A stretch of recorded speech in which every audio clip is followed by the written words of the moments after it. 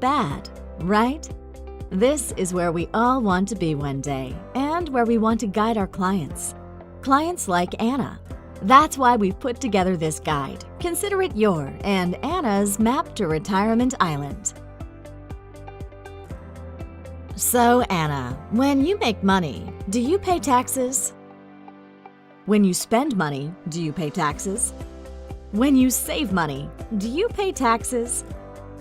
After you're gone, might your heirs have to pay taxes?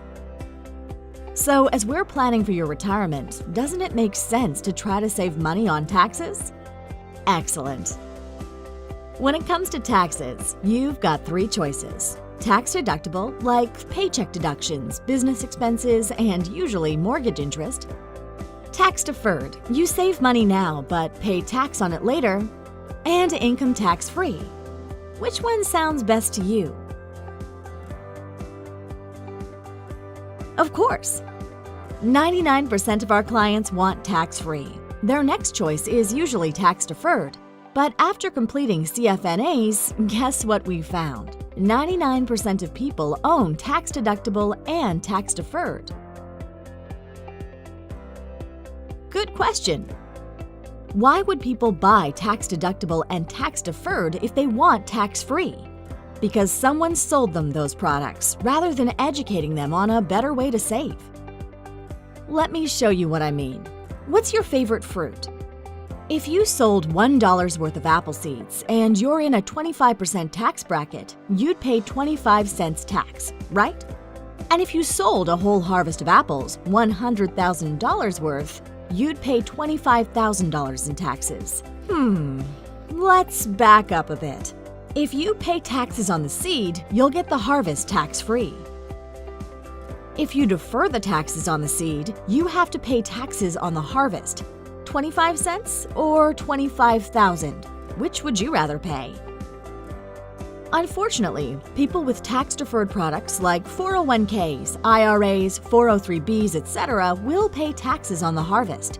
They'll pay on the money they saved and all of the growth. I'll show you in a second just how much that can be. You might want to sit down for that. But first, let's look at the only 3 programs in America today that allow us to save after-taxes money, grow it tax-deferred, and use it tax-free. First, municipal bonds. Are you familiar with those? They're sold municipality improvements, such as roads. They take time to mature. They presently have low returns. And based on your situation and time horizon, this may not be the best product for you. Then there's a Roth IRA. Are you familiar with those? They're qualified accounts, same as an IRA except for you put your money in after tax. Your money grows tax-deferred, and you can use it tax-free. The downside is that the government dictates how much you can put into it, how you can use it, and when you can use it. Most people don't like government hands in their money. Do you? The third option for tax-deferred growth and tax-free income is life insurance. Life insurance is one of the most misunderstood financial instruments in America. Why do most people buy life insurance? Right, to protect their families. People that don't understand the power of life insurance usually want the most insurance for the least amount of money, right? Hold that thought. People who really understand life insurance know it's a superb vehicle for savings, and they try to get the least death benefit while putting as much money into their policy as possible. They know the money they put in grows, tax-deferred, and they can use it tax-free. So Anna, let's use life insurance as the vehicle that'll take you to your retirement island. Before we take that trip, let's review how America invests. Americans save their money in fixed accounts or in equities. For the sake of this conversation, let's just say that equities are any products in the stock market. Why do people put money in the stock market? Right, upside potential. They try to get big returns. But are those returns guaranteed? Or can investors lose their money? Do you like losing money? Well, then maybe the stock market is not for you. Another option is fixed accounts, like those found at banks and credit unions. These could be checking accounts, savings, CDs, or money market accounts. They all have 2 things in common. They're considered safe and have low returns, so they may not be the best option. So, what are we supposed to do? Take a huge risk in the stock market or make no money with the banks? There actually is a better option.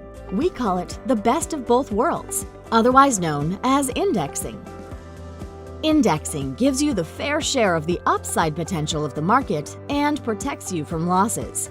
So now you combine the indexed savings account with the life insurance that provides tax-deferred growth and tax-free income, and you have an IUL, Indexed Universal Life. So Anna, when you have a 401k, stock account, or checking account, do you usually pay fees? Well, this product also has fees in the form of cost of insurance, COI. Anything you put into the policy over the COI grows up to the cap annually, and once it's credited into your account, you do not lose that money. You know what else is great about IULs? They are lawsuit-proof, judgment-proof, and creditor-proof in many states. Your money is safer than in your checking account, investment homes, or other accounts that might be vulnerable to these types of claims. Your money is safe. Ready for that trip to Retirement Island? You'll need a big boat. Really big. What's your favorite color? And how about a name? Nice. So the Antonio is ready to sail. But what if he has no motor? How quickly could you get to Retirement Island? Not very. How about now? With this tiny trolling motor, how fast will you get there? Maybe never. But how about these? That's a lot of horsepower. Now we're really moving to Retirement Island.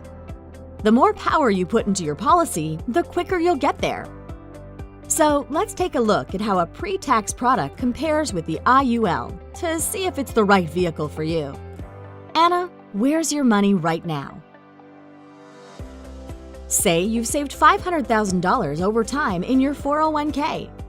During your first year of retirement, you take out $100,000. If you're still at a 25% tax bracket, the first thing you'll do is send the IRS $25,000. You and your family can use the other $75,000, and you have $400,000 left in your account.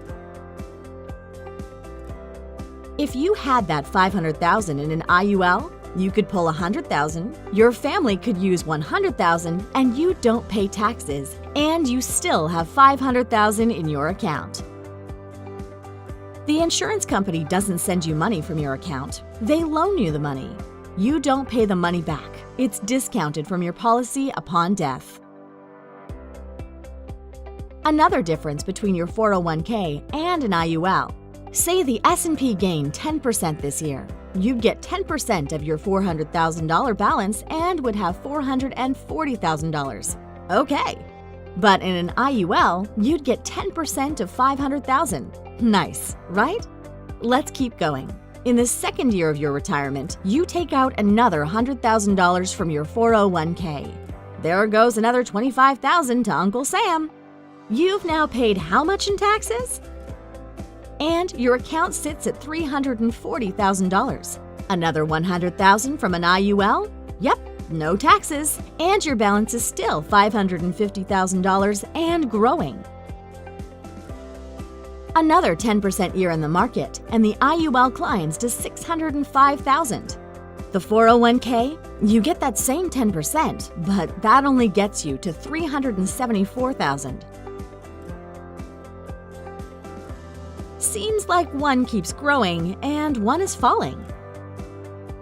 Which one do you want for your family?